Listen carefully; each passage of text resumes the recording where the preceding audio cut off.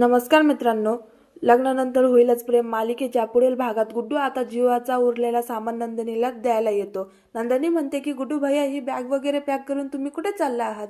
गुड्डू म्हणतो की मी माझ्या गावीत चाललोय, कारण जीवा भैया नसताना आता मला इथे थांबून कसलाच उपयोग होणार नाही।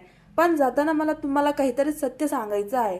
जीवा भैया कधीच चुकीचे नव्हते। हळदी कुंकवाच्या दिवशी तुमचा आंघोळीचा जो व्हिडिओ व्हायरल झाला होता ना, तुम्हीच दारूच्या नशेमध्ये सोशल मीडियावर टाकला होता।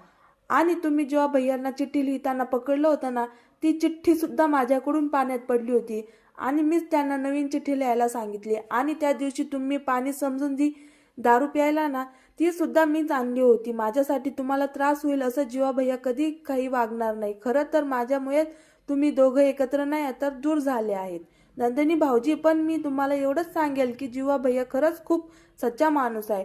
त्यांच्यासोबत राहून त्यांच्या डोळ्यात मी तुमच्यासाठी जे प्रेम पाहिले ना, ते कोणी करू शकत नाही। गुड्डू तर निघून जातो, पण मात्र त्याचे शब्द आता नंदिनीच्या डोक्यात फिरत असतात।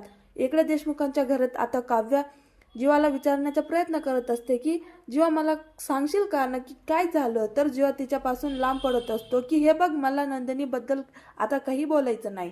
अगं हारलोय मी आता, मला नंदिनीकडे प्रेमाची भीक मागायची नाही आणि तसंही असं मागितलेलं प्रेम कोणाच्या मार्गी लागत नाही। तर काव्या म्हणते की जीवा देशमुख तू हारलाय। अरे जेव्हा माझ्यासमोर कोणताही मार्ग नव्हता ना, तेव्हा रम्याने गुरुजींना फोन केला होता की रम्या आणि पार्थचं लग्न होणार आहे।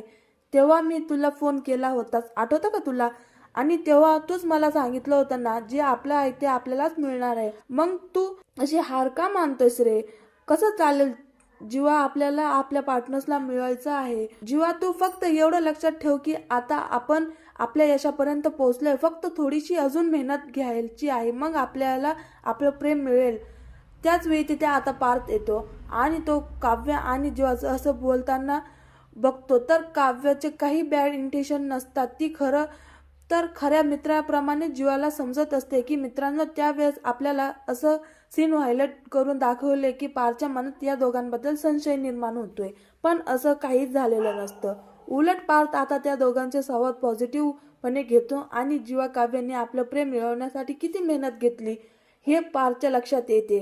त्याचमुळे पार्थ वेळ न घालवता लगेच गाडी काढतो आणि नंदिनीच्या घरी येतो। तर इकडे नंदिनी गाडी बघून खुश होते की अरे वा जीवा आल्यात, पण मात्र तिथून पार्थ उतरतो। पार्थ आता नंदिनीला म्हणतो की हे बघा, काळजी करू नका, मी जीवाचा भाऊ नाही तर तुमचा मित्र बनून आलोय। आज मी जीवा आणि काव्याला एक चांगल्या मित्राप्रमाणे बोलताना पाहिलं। ते दोघेही आता भूतकाळ मागे टाकून पुढे आला आहेत, आपल्यालाही पुढाकार घ्यायला पाहिजे। तर नंदिनी म्हणते की पार्थ हे तुम्ही काय बोलतायत। त्यावर पार्थ म्हणतो की हो, कारण माझे डोळे उघडलेत। मी विचार करायचो की जर काव्य आणि जीवा माझ्यासमोर आले तर माझ्या डोळ्यासमोर 16 डिसेंबरचे ते फोटो येतील आणि माझ्यासाठी हेच अंतिम सत्य होणे बसलं होतं। पण आज मी जे काही पाहिलं ना, त्यानंतर सगळंच बदलून गेलंय। तर मित्रांनो, आता तुमची प्रतीक्षा संपली, तर लवकरच पार्थ, काव्या आणि जीवा नंदिनी एकत्र येतील। तर मित्रांनो, तुम्हाला आजचा एपिसोड आवडला असेल तर व्हिडिओला लाईक करा आणि चॅनलला सबस्क्राईब